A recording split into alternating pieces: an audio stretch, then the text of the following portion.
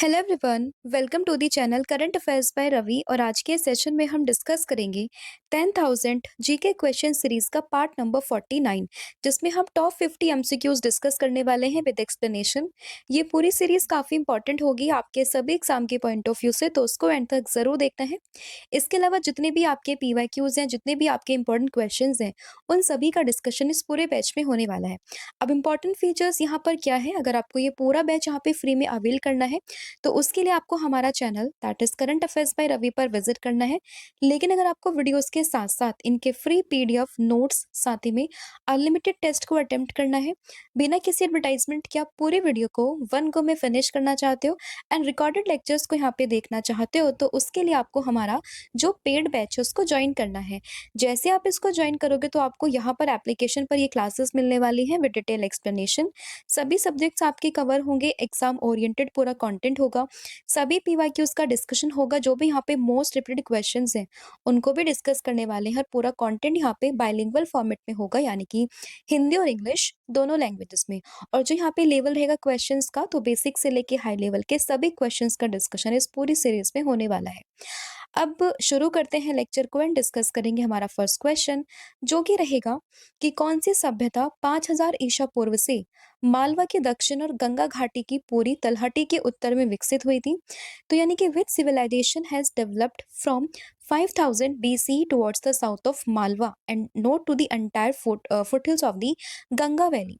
तो अगर हम बात करें कौन सी वो सभ्यता थी जो यहाँ पे विकसित हुई थी 5000 साल पहले, तो आपको इसमें नाम ध्यान रखना है सिंधु घाटी सभ्यता, यानी कि इंडस वैली सिविलाइजेशन का। तो इसमें आपको ऑप्शन नंबर जो ए है वो आपको ध्यान रखना है। और इसी सभ्यता को हम हड़प्पा सभ्यता के नाम से भी जानते हैं। तो हड़प्पा सभ्यता कह लो या फिर सिंधु घाटी सभ्यता, दोनों एक ही है। और हड़प्पा हम इसको क्यों बोलते हैं, क्योंकि पहली साइट जो यहाँ पे डिस्कवर्ड हुई थी वो हड़प्पा ही थी, तो इसीलिए इसको हड़प्पा सभ्यता के नाम से भी जाना जाता है। अगर आप इसको करंट से जोड़ोगे तो अभी हाल ही में भिरारा नाम से एक साइट है जो न्यूज में देखी गई और कही जा रही है कि ये आईवीसी से रिलेटेड है। तो ये अभी डिस्कवरी हुई है लेटेस्ट, तो ये आपको ध्यान रखना है भिराना नाम से। नेक्स्ट आपका क्वेश्चन होगा, बाकी आप मैप में इसकी लोकेशन को देख सकते हो, जो ये पूरा यहाँ पे एरिया था ना, बेसिकली यही था यहाँ पे पूरा आपका इंडस वैली सिविलाइजेशन का एरिया, ठीक है।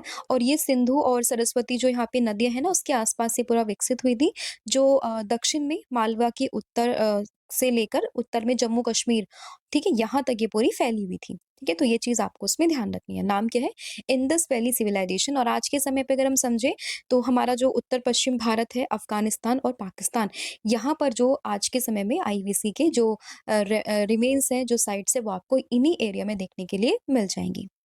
नेक्स्ट आपका क्वेश्चन, महावीर और उनके अनुयायियों की शिक्षाओं को लगभग 1500 वर्ष पूर्व किस स्थान पर उसी रूप में लिखा गया था जिस रूप में वो आज यानी कि वर्तमान में उपलब्ध है। तो अगर हम बात करते हैं द टीचिंग्स ऑफ महावीरा, ठीक है, हम बात करें जैन धर्म में जो महावीर स्वामी हुए उनकी, and his followers were written down about 1500 year ago in the form in which they are presently available at which places. तो ये कहाँ पे अवेलेबल है, आज भी उसी तरीके से लिखी हुई इनकी सारी जो मतलब शिक्षा थी, तो वो है वल्लभी गुजरात में, यानी कि ऑप्शन नंबर जो बी है वो आपको ध्यान रखना है। तो वल्लभी गुजरात में आज भी इनके द्वारा जो 5वीं और 6ठी शताब्दी में इनके द्वारा जो भी इनकी शिक्षाएं यहाँ पे मेंशन की गई थी, वो आज भी उसी रूप में आपको देखने के लिए मिल जाएंगी। और इनको यहाँ पे जो जैन धर्म ग्रंथ है उनको आगम, जैन आगम के नाम से जाना जाता है। तो इसमें ऑप्शन जो बी है वो यहाँ पे सही हो जाएगा, दैट इज वल्लभी गुजरात। अगला क्वेश्चन होगा, निम्न में से किस राजा ने गंगईकोंडा चोलपुरम मंदिर का निर्माण करवाया था। तो विच of the following king built Gangaikonda Cholapuram temple. तो ये जो पूरा टेम्पल था, इसकी फॉर्मेशन इसको बनवाया था राजेंद्र चोला वन ने, यानी कि ऑप्शन नंबर जो ए है वो आपको उसमें ध्यान रखना है।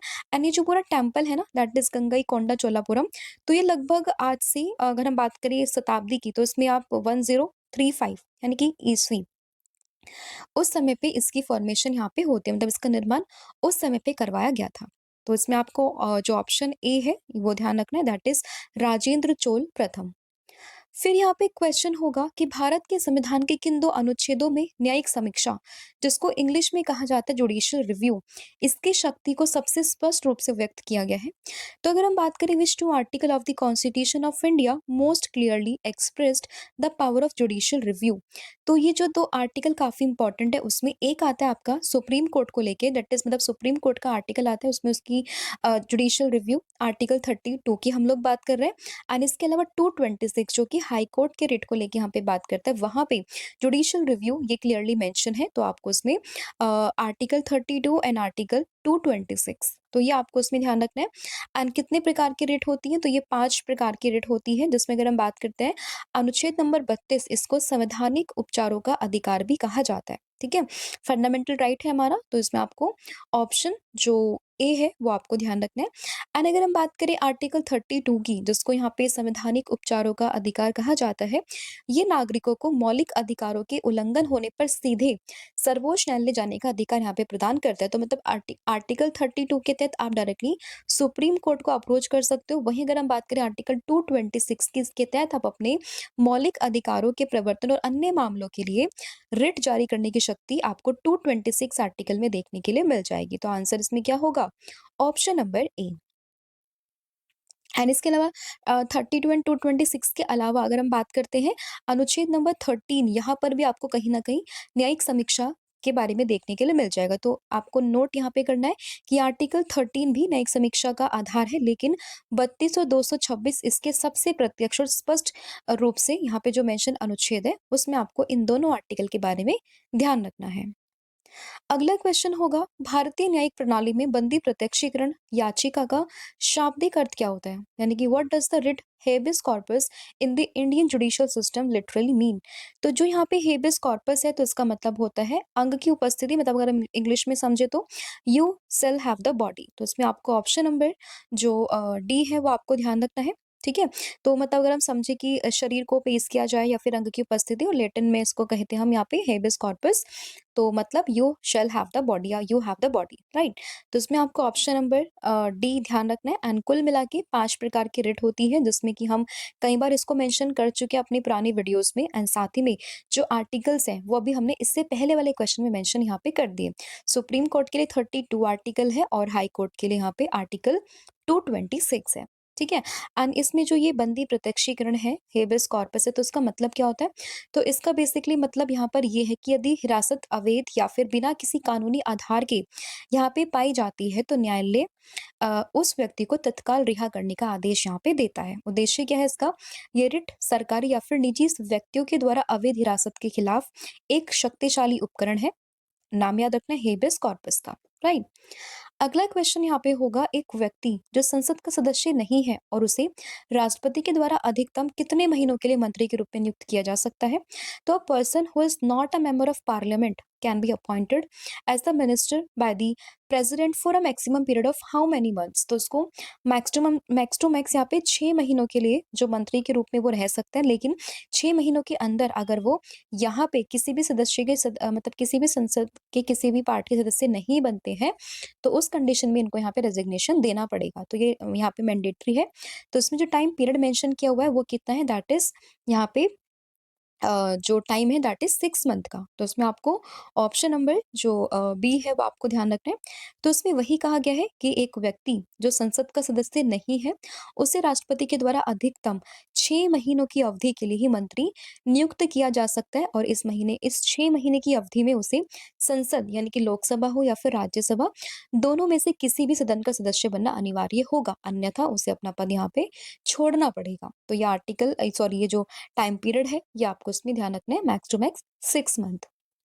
अगला क्वेश्चन होगा भारत में किसी भी दीवानी या फिर आपराधिक मामलों को एक राज्य उच्च न्यायालय से दूसरे राज्य उच्च न्यायालय में या किसी अधीनस्थ न्यायालय से दूसरे राज्य उच्च न्यायालय में स्थानांतरित करने का निर्देश ये कौन देता है? तो अगर हम बात करें कि who can direct to transfer any civil और criminal cases from one state high court to another state high court, या फिर एक कोर्ट सबऑर्डिनेट से किसी अदर स्टेट हाई कोर्ट में अगर किसी मामले को ट्रांसफर करना है तो उसका जो अधिकार होता है वो किसके पास होता है? वो होता है सुप्रीम कोर्ट के पास में, यानी कि जो ऑप्शन नंबर डी है वो आपको उसमें ध्यान रखना है। तो सुप्रीम कोर्ट के पास में वो अथॉरिटी होती है कि वो जो मैटर है किसी भी कोर्ट से किसी दूसरे कोर्ट में यहाँ पे ट्रांसफर कर सकते हैं। तो इसमें आंसर जो होगा ऑप्शन नंबर डी आप लोगों को ध्यान रखना है। अगला क्वेश्चन यहाँ पे होगा मैनीटोलिन द्वीप ये कहाँ पर स्थित है? तो अगर हम बात करें मैनीटोलिन द्वीप की तो ये बेसिकली आपको मिल जाएगा कौन सी जगह पे, that is in the Canada. तो इसमें ऑप्शन नंबर जो सी है वो आपको ध्यान रखना है। तो मैंने टोलिन जो द्वीप है, ये जो आइलैंड है वो आपको कनाडा में देखने के लिए मिल जाएगा। और ये जो पूरा आइलैंड है वो ओंटारियो प्रांत में ह्यूरॉन झील के पास में, यहाँ पर इसके भीतर आपको देखने के लिए मिल जाएगा। आप इसमें लोकेशन को देख सकते हो। दिस इज, यहाँ पे आप ये जब यूएसए का मैप देखोगे पूरा, मतलब नॉर्थ अमेरिका का मैप देखोगे, दिस इज यूएसए। इधर आपको ये जो कनाडा दिख रहा है ना यहाँ पे, दिस इज, तो यहाँ पे आपको ये जो पूरा आइलैंड है वो देखने के लिए मिल जाएगा।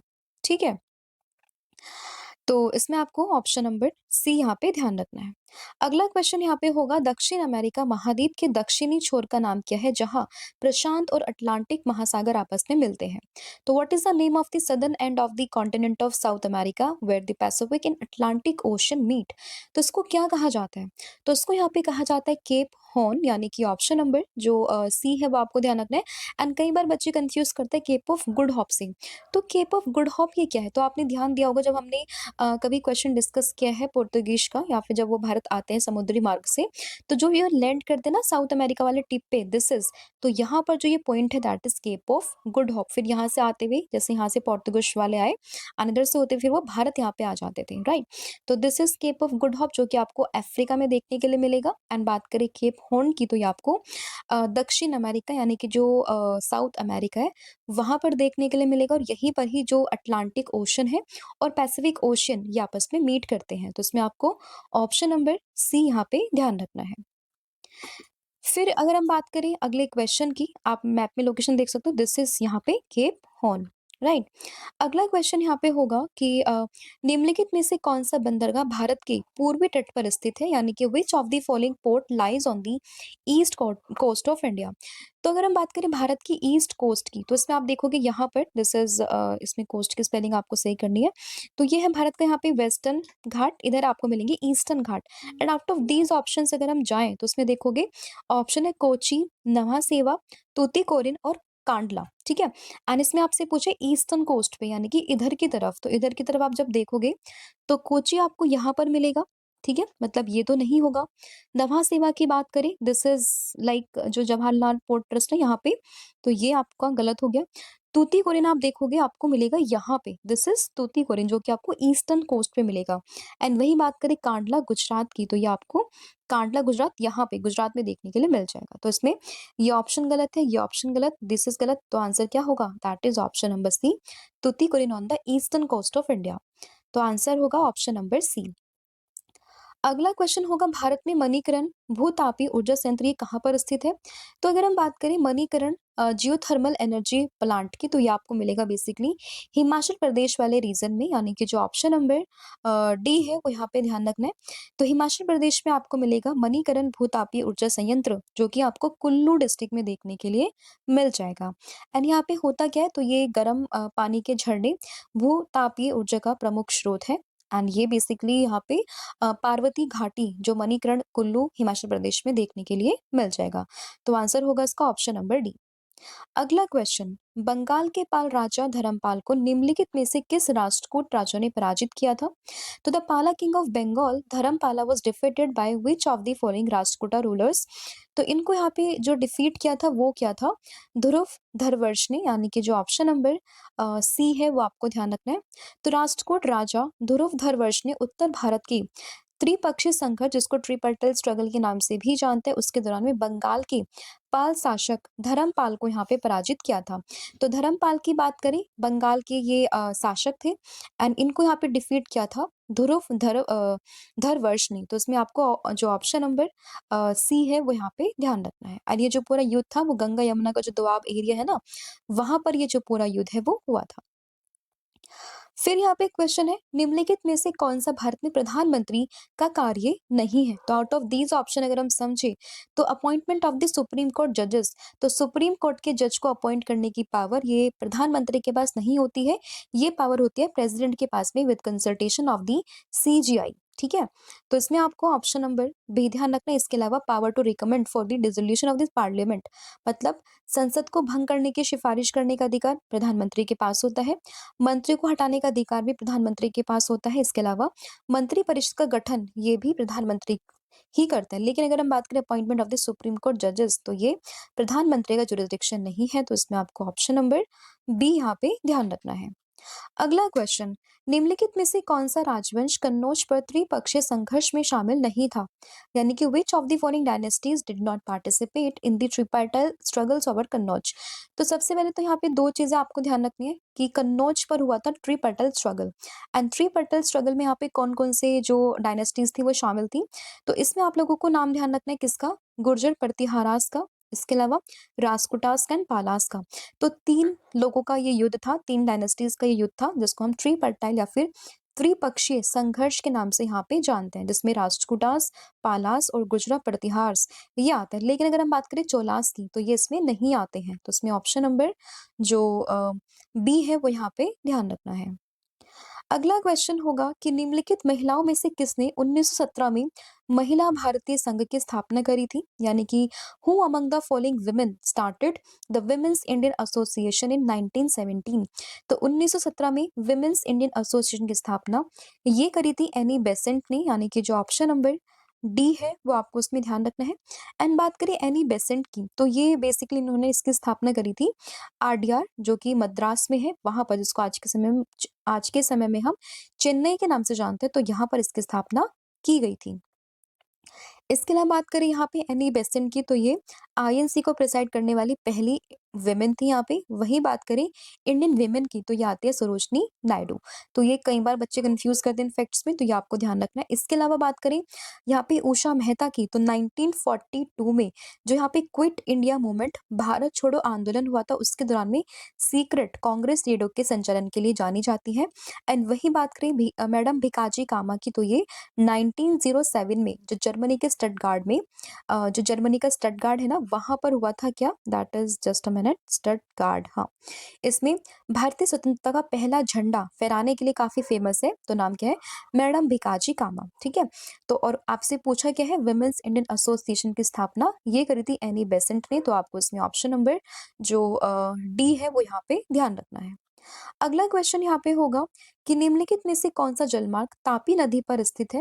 यानी कि which of the following waterways is located on the Tapi river.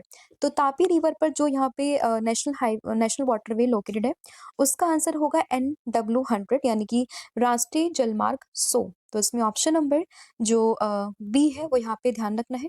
ठीक है, अगला क्वेश्चन यहाँ पे होगा, निम्नलिखित में से किस अधिनियम के तहत में बागान श्रमिकों को अनुमति के बिना चाय बागानों को छोड़ने की अनुमति नहीं दी थी? मतलब बेसिकली अगर हम बात करें, under which of the following act the plantation workers were not allowed to leave the tea gardens without permission.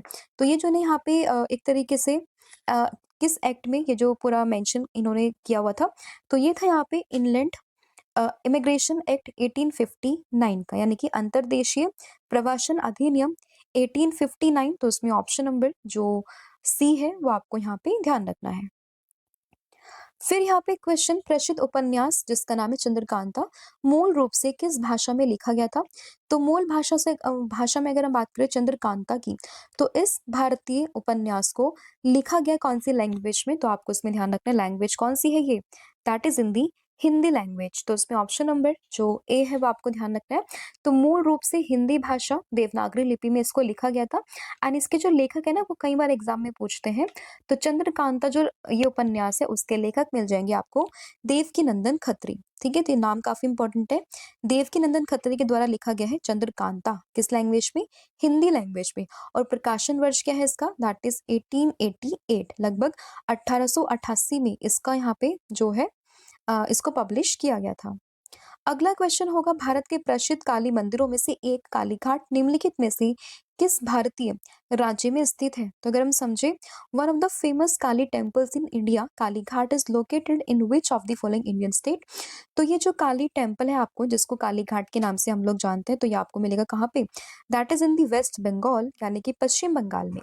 तो इसमें ऑप्शन नंबर जो बी है वो आपको ध्यान रखना है। एंड ये आपको पश्चिम बंगाल की जो कैपिटल है ना, कोलकाता, वहां पे आपको देखने के लिए मिल जाएगा। एंड ये आदिकाल से माँ काली को समर्पित एक प्रमुख शक्तिपीठ है। कितने शक्तिपीठ है? 51 शक्तिपीठ में से एक है ये मंदिर, काली घाट के नाम से। कहाँ पे? वेस्ट बंगाल में। तो ये आपको ध्यान रखना है। फिर यहाँ पे क्वेश्चन होगा कि निम्नलिखित में से कौन सी कंपनी भारत में निजी क्षेत्र की कंपनी नहीं है, यानी कि which of the following is not a private sector company in India? तो आउट ऑफ दीज ऑप्शन अगर हम जाए तो देखिए, Tata iron and steel company, तो ये एक प्राइवेट सेक्टर की कंपनी है। बजाज ऑटो लिमिटेड की बात करें, अगेन प्राइवेट कंपनी है। डाबर की बात करें तो अगेन ये प्राइवेट कंपनी है। लेकिन अगर हम बात करें भेल की, that is Bharat heavy electricals limited की, तो ये पब्लिक सेक्टर की कंपनी है, ना कि प्राइवेट सेक्टर की। तो इसमें आपको ऑप्शन नंबर जो सी है वो यहाँ पे ध्यान रखना है। तो ये क्या है? ये पीएसयू है, पब्लिक सेक्टर अंडरटेकिंग।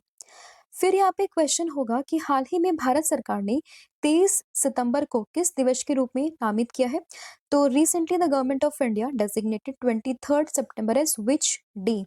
तो 23 सितंबर को मनेगा आयुर्वेदा डे, यानी कि ऑप्शन नंबर जो ए है वो आपको ध्यान रखना है। हर साल क्या होता था कि जो ये आयुर्वेदा डे था, ये जो धनतेरस होती थी दिवाली से पहले, तब बनता था आयुर्वेदा डे। लेकिन अभी गवर्नमेंट ने नोटिफाई कर दिया है कि हर साल की 23 सितंबर को मनेगा आयुर्वेदा दिवस। तो इसमें ऑप्शन नंबर जो ए है वो आपको ध्यान रखना है। और 2025 में इसकी थीम क्या थी, तो वो आपने मुझे कमेंट करके बताना है। अगला क्वेश्चन होगा कि पर्यटन में क्रिप्टो भुगतान को एकीकृत करने वाला पहला देश कौन सा है, यानी कि which country became the first country to integrate crypto payment in the tourism? तो टूरिज्म में क्रिप्टो पेमेंट को इंटीग्रेट करने वाला पहला देश दुनिया का कौन सा है? तो ये हो जाएगा भूटान, यानी कि ऑप्शन नंबर जो ए है वो आपको उसमें ध्यान रखना है। और इस ऐतिहासिक कदम के तहत में भूटान ने एक यहाँ पे इसमें आपको बाइनेंस पे के नाम जो है वो ध्यान रखना है। और साथ में डीके बैंक, इनके साथ में साझेदारी करके ये जो टूरिज्म में इंटीग्रेट करी है क्रिप्टो करेंसी। तो आपको इसमें ऑप्शन नंबर ए यहाँ पे ध्यान रखना है।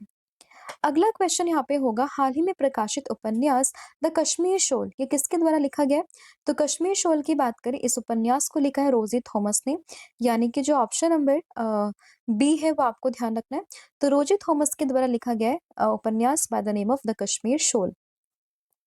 एंड ये उपन्यास जो है बेसिकली 1940s के समय पे, दशक में, जो कश्मीर और वर्तमान समय के बीच में क्या मतलब लिंक है, क्या कहानी है, उसके बारे में ये बात करता है। तो इसमें आपको रोजी थॉमस का ये novel that is the Kashmir shawl, वो आपको इसमें ध्यान रखना है।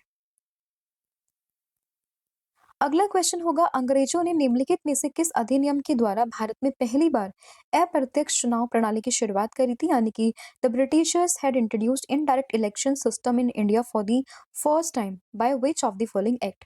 तो इसकी शुरुआत ये किस एक्ट के द्वारा, किस अधिनियम के द्वारा इसकी शुरुआत यहाँ पे की गई थी? तो आपको इसमें नाम ध्यान रखना है कौन से मतलब ईयर का। तो आपको 1892 का अधिनियम ये ध्यान रखना होगा। तो इसमें ऑप्शन नंबर जो सी है वो यहाँ पे सही हो जाएगा। तो 1892 का है इंडियन काउंसिल एक्ट। तो भारतीय परिषद अधिनियम 1892 में यहाँ पे शुरुआत हुई थी अप्रत्यक्ष चुनाव प्रणाली प्रणाली की। तो इसमें ऑप्शन नंबर जो सी है वो आपको ध्यान रखना है। और इस अधिनियम ने विधायी परिषदों, यानी कि जो लेजिस्लेटिव काउंसिल्स होती है, उसमें गैर सरकारी सदस्यों के नामांकन के लिए जिला बोर्डों, नगर पालिकाओं, साथ में विश्वविद्यालयों और चैम्बर्स ऑफ कॉमर्स की सिफारिशों का उपयोग यहाँ पे किया था। ठीक है, तो ये फैक्ट आपको उसमें ध्यान रखना है। तो ये है इंडियन काउंसिल एक्ट ऑफ 1892। अगला क्वेश्चन होगा, 1793 यानी कि 1793 में जब स्थायी बंदोबस्त लागू हुआ, यानी कि जब परमानेंट सेटलमेंट इंट्रोड्यूस हुआ था, तब बंगाल के गवर्नर जनरल कौन थे? तो 1793 में जो बंगाल के गवर्नर जनरल थे वो कौन थे? इनका नाम था लॉर्ड कॉर्नवालिस, यानी कि ऑप्शन नंबर जो सी है वो आपको यहाँ पे ध्यान रखना है। ठीक है, तो जनरल थे चार्ल्स कॉर्नवालिस। तो इसमें ऑप्शन नंबर जो सी है वो आपको यहाँ पे ध्यान रखना है। एंड आपसे क्वेश्चन पूछ सकते हैं परमानेंट सेटलमेंट को लेके कि मतलब ये किसके टाइम पे लागू हुआ, तो आपको लॉर्ड कॉर्नवालिस ये नाम यहाँ पे ध्यान रखना होगा। ठीक है, और इस प्रणाली के तहत होता क्या था? तो ये प्रणाली के तहत में जमींदारों को भूमि का स्थायी मालिक बना दिया जाता था और उन्हें ईस्ट इंडिया कंपनी को एक निश्चित भू राजस्व यहाँ पे भुगतान करना पड़ता था। तो ये फैक्ट आपको इसमें ध्यान रखना है, ऑप्शन नंबर सी। इसके अलावा अगर आप कोई भी पीडीएफ या फिर ई-बुक को परचेज़ करना चाहते हो, तो उसके लिए आपको हमारी वेबसाइट दैट इज़ www.ravibooks.pdf.com को विज़िट करना है। इसके अलावा अगर आप प्रिंटेड फॉर्मेट में कोई भी बुक को मंगवाना चाहते हो, तो आपको विज़िट करना है www.raviaditipublication.com पर। मोबाइल एप्लीकेशन के लिए आप विज़िट कर सकते हो रवि स्टडी ऐप को। डेली करंट अफेयर के लिए आप फॉलो कर सकते हो करंट अफेयर्स बाय रवि को एंड साथ ही में किसी भी वीडियो को इंग्लिश मीडियम में देखने के लिए आप फॉलो कर सकते हो रवि अदिति क्लासेस को।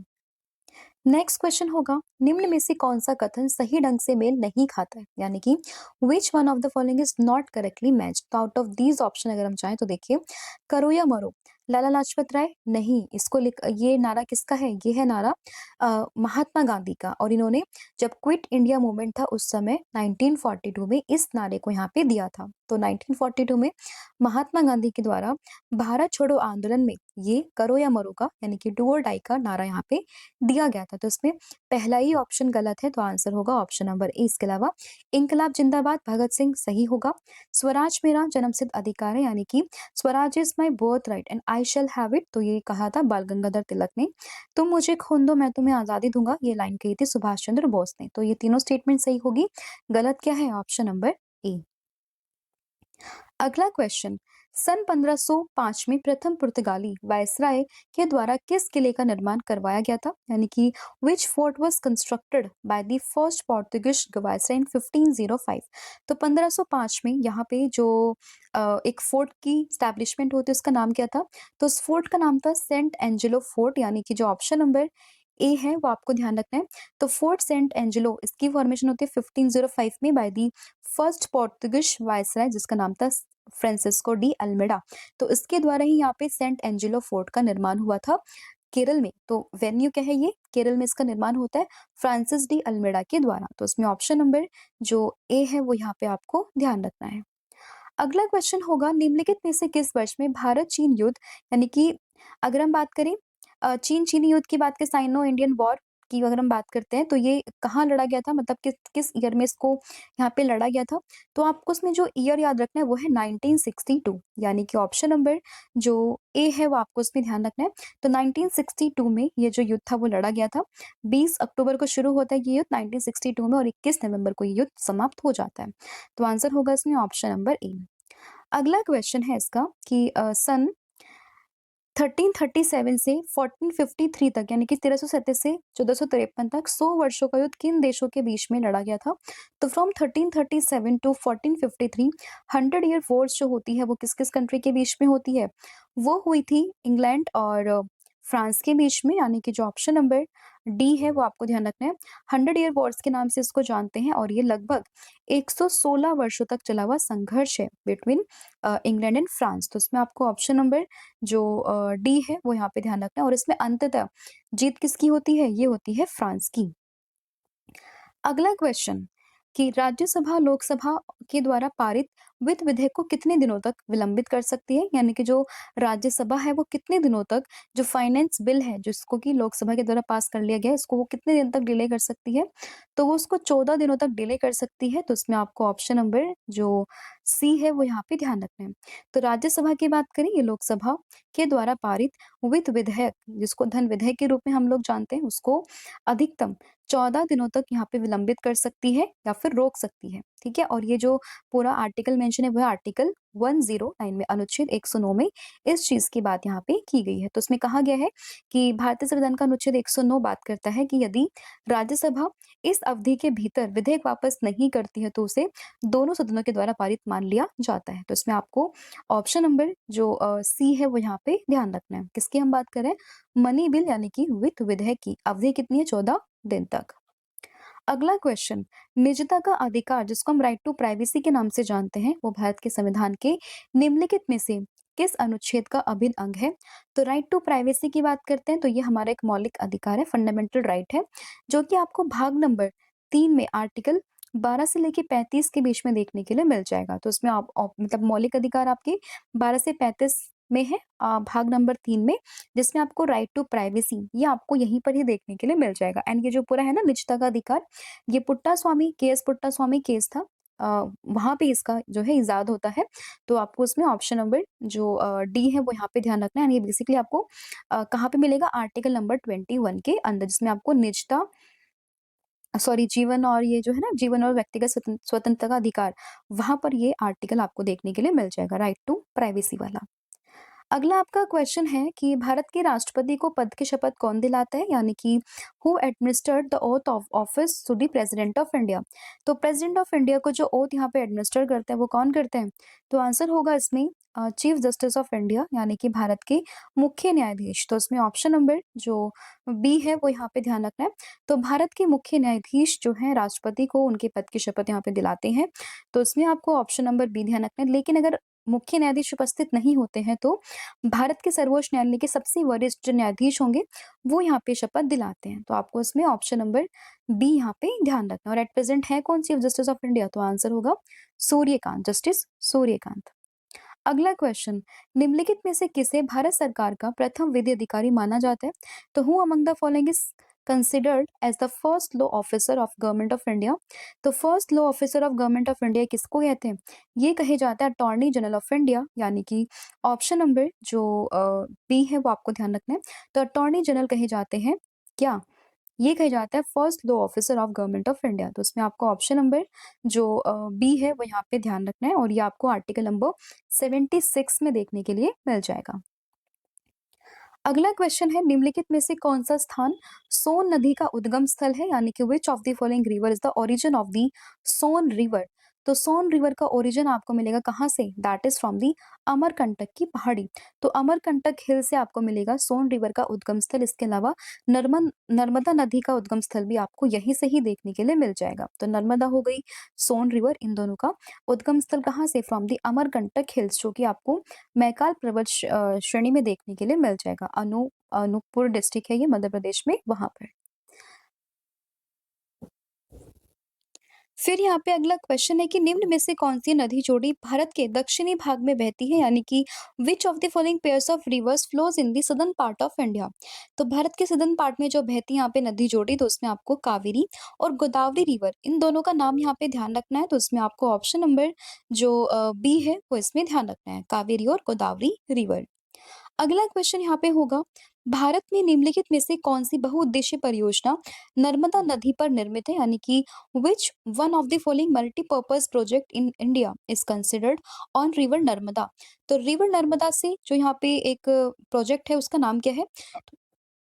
तो इसमें आपको नाम ध्यान रखना है सरदार सरोवर प्रोजेक्ट का, यानी कि ऑप्शन नंबर जो ए है वो आपको इसमें ध्यान रखना है, जो कि आपको नर्मदा रिवर पर देखने के लिए मिल जाएगी। ठीक है, सरदार सरोवर परियोजना, यानी कि ऑप्शन नंबर जो ए है वो आपको ध्यान रखना है। और ये जो पूरी परियोजना है वो आपको गुजरात के केवड़िया में देखने के लिए मिल जाएगा। और ये गुजरात, मध्य प्रदेश, महाराष्ट्र, राजस्थान राज्यों को सिंचाई और जल विद्युत यहाँ पे प्रदान करती है। अगला क्वेश्चन, निम्नलिखित में से किसे गोल्डन फाइबर के नाम से हम लोग जानते हैं? तो गोल्डन फाइबर के नाम से जो हम जानते हैं वो जानते हैं जूट को, यानी कि ऑप्शन नंबर जो सी है वो आपको इसमें ध्यान रखना है। तो जो जूट है इसको गोल्डन फाइबर के नाम से जाना जाता है। तो आंसर होगा इसमें option number C, that is golden fibre which is jute. उसको कहते क्यों है यहाँ पे गोल्डन फाइबर के नाम से? क्योंकि ये जो इसका कलर है सुनहरे भूरे रंग का होता है और उच्च आर्थिक मूल्य के कारण इसको यहाँ पे गोल्डन फाइबर के नाम से जाना जाता है। अगला क्वेश्चन, भारत के पूर्वी तट पर स्थित सबसे पुराने कृत्रिम बंदरगाहों में से एक कौन सा बंदरगाह है? यानी कि which port is one of the oldest artificial port on the eastern coast of India. तो ईस्टर्न कोस्ट ऑफ इंडिया पे जो आपको पोर्ट मिलेगा जो सबसे पुराना है यहाँ पे, दैट इज कौन सा? ये होगा चेन्नई बंदरगाह, यानी कि ऑप्शन नंबर जो बी है वो आपको ध्यान रखना है। लगभग 1881 में इसकी स्थापना यहाँ पर होती है। ठीक है, तो आपको इसमें जो है चेन्नई बंदरगाह ये नाम यहाँ पे ध्यान रखना है। और इसके अलावा बात करें विशाखापट्टनम की, तो ये प्राकृतिक बंदरगाह है, भारत के सबसे गहरे बंदरगाह में से एक आता है। कौन सा? यहाँ पे जो है नेचुरल पोर्ट है विशाखापट्टनम के नाम से। और सबसे पुराना कृत्रिम की बात करें तो ये आपका कौन सा? That is Chennai port. ठीक है, इसके अलावा पारादीप पोर्ट, ये भी अगेन आपको एक प्राकृतिक पोर्ट ही मिलेगा देखने के लिए। सॉरी, पारादीप पोर्ट की हम लोग बात करें। और कांडला, ये अगेन आपको पश्चिमी तट पर गुजरात में आपको देखने के लिए मिल जाएगा। ठीक है, अभी हमने इसको देखा था। अगला क्वेश्चन है और इसको दीनदयाल उपाध्याय पोर्ट के नाम से भी जानते हैं, कांदला पोर्ट को, तो ये भी आप इसमें ध्यान रख सकते हो। अगला क्वेश्चन, भारत ने ओलंपिक खेलों में पहली बार किस वर्ष में भाग लिया था? तो भारत ने पहली बार जो पार्टिसिपेट किया था ओलंपिक गेम्स में, वो किया था साल 1900 में, यानी कि जो ऑप्शन नंबर ए है वो आपको इसमें ध्यान रखना है। तो 1900 में पहली बार भारत ने ओलंपिक खेलों में पार्टिसिपेट यहाँ पे किया था। और उस समय अगर हम बात करें भारत का प्रतिनिधित्व केवल एक एथलीट जिसका नाम था नॉर्मन प्रिचर्ड, इनके द्वारा यहाँ पे किया गया था। और इसमें इन्होंने 2 सिल्वर मेडल भी यहाँ पे जीते थे। अगला क्वेश्चन है, निम्नलिखित में से कौन सी ट्रॉफी हॉकी से संबंधित है? तो विच of the following trophies is associated with hockey? तो इसमें जो बॉम्बे गोल्ड कप है इसका संबंध आता है यहाँ पे हॉकी से, यानी कि जो ऑप्शन नंबर डी है वो आपको इसमें ध्यान रखना है। तो हॉकी से है कौन सी? That is Bombay gold cup. तो इसमें ऑप्शन नंबर जो डी है वो आप यहाँ पे ध्यान रखना है। इसके अलावा बात करें संतोष ट्रॉफी की, सुब्रतो कप की, ये दोनों है यहाँ पे फुटबॉल से। एंड बात करें रणजी ट्रॉफी की तो इसका संबंध है किससे? दैट इज क्रिकेट से। ठीक है। फिर यहाँ पे अगला क्वेश्चन होगा कि भारत का केंद्रीय आलू अनुसंधान संस्थान कहाँ पर स्थित है? तो central potato research institute of India, ये आपको शिमला यानी कि हिमाचल प्रदेश में देखने के लिए मिलेगा। तो इसमें ऑप्शन नंबर जो ए है वो यहाँ पे सही हो जाएगा। तो भारत का केंद्रीय आलू अनुसंधान संस्थान शिमला में स्थित है। ठीक है, तो ये आपको इसमें ऑप्शन नंबर ए यहाँ पे ध्यान रखना है। अगला क्वेश्चन होगा, कौन सा रेलवे स्टेशन यूनेस्को के विश्व धरोहर स्थलों में से एक है? यानी कि विच railway station is a part of UNESCO's world heritage site? तो इसमें अगर हम बात करें छत्रपति शिवाजी महाराज टर्मिनस की, जो कि आपको महाराष्ट्र में देखने के लिए मिलेगा, मुंबई में, तो ये आपको मिलेगा यूनेस्को की वर्ल्ड हेरिटेज साइट्स में, यानी कि ऑप्शन नंबर जो डी है वो आपको ध्यान रखना है। और एट प्रेजेंट में भारत में कुल मिला के 44 यूनेस्को वर्ल्ड हेरिटेज साइट्स हैं। फिर क्वेश्चन, निम्न में से किसे भारत का जल पुरुष ये कहा जाता है? तो वाटर मैन ऑफ इंडिया ये कहे जाते हैं कौन? दैट इज ये कहे जाते हैं डॉक्टर राजेंद्र सिंह, यानी कि ऑप्शन नंबर जो बी है वो आपको ध्यान रखना है। तो डॉक्टर राजेंद्र सिंह को कहा जाता है भारत का जल पुरुष, यानी कि ऑप्शन नंबर बी। अगला क्वेश्चन, 1982 यानी कि 1982 में भारत के पहले अंटार्कटिक अभियान का नेतृत्व किसने किया था? तो who led India's first expedition to the Antarctic in the 1982? तो इसमें जो इस अभियान का नेतृत्व किया था वो किया था किसके द्वारा? That is doctor S J Qasim के द्वारा। तो एस जेड कासिम के द्वारा इसका यहाँ पे नेतृत्व किया गया था। तो इसमें आंसर होगा ऑप्शन नंबर डी। और इसको यहाँ पे ऑपरेशन गंगोत्री के नाम से हम लोग जानते हैं। अगला क्वेश्चन यहाँ पे होगा कि हिंदी साहित्यकार मुंशी प्रेमचंद का वास्तविक नाम क्या है? यानी कि what is the real name of Hindi literary writer? नाम है मुंशी प्रेमचंद्र। तो इनका नाम है मुंशी प्रेमचंद जी का क्या? धनपत राय, यानी कि ऑप्शन नंबर जो सी है वो आपको ध्यान रखना है। तो वास्तविक नाम है इनका धनपत राय, यानी कि धनपत राय श्रीवास्तव। तो इसमें ऑप्शन नंबर सी आपको यहाँ पे ध्यान रखना है। अगला क्वेश्चन होगा कि बांग्लादेश का राष्ट्रीय गान जिसका नाम है अमार सोनार बांग्ला, ये किसने लिखा है? तो अमार सोनार बांग्ला की बात करें तो इसको लिखा है किसने?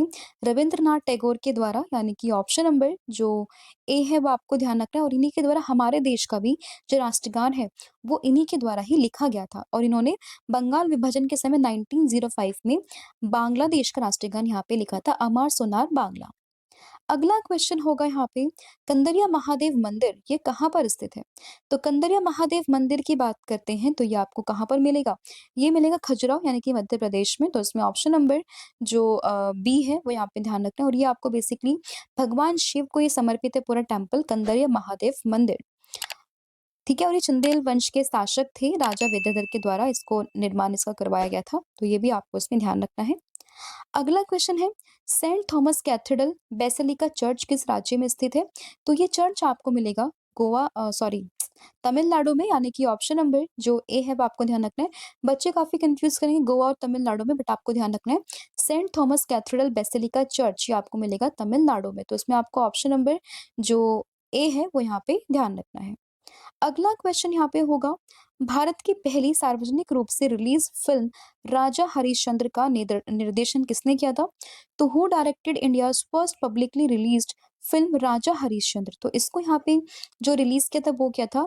दादा साहेब फाल्के के द्वारा, यानी कि ऑप्शन नंबर डी। इनके नाम पर ही हाईएस्ट जो अवार्ड आता है सिनेमा का, दादा साहेब फाल्के अवार्ड, ये भी मिलता है। और इस बार जो मिला है वो किसको मिला है? मोहन लाल को मिला है। तो ये फैक्ट आपको उसमें ध्यान रखना है। तो दादा साहेब फाल्के 1913 में पहली ये फ़िल्म थी राजा हरिश्चंद्र, ठीक है? अगला क्वेश्चन यहाँ पे होगा कि होम्योपैथी सिद्धांत समान से समान का इलाज यानी कि लाइक क्यूर्स लाइक का प्रतिपादन किसने किया था? तो इसका प्रतिपादन यहाँ पर किया था किसके द्वारा? दैट इज़ इसमें आंसर होगा सैमुअल हैनीमैन यानी कि ऑप्शन नंबर जो बी है वो आपको ध्यान रखना है, ठीक है?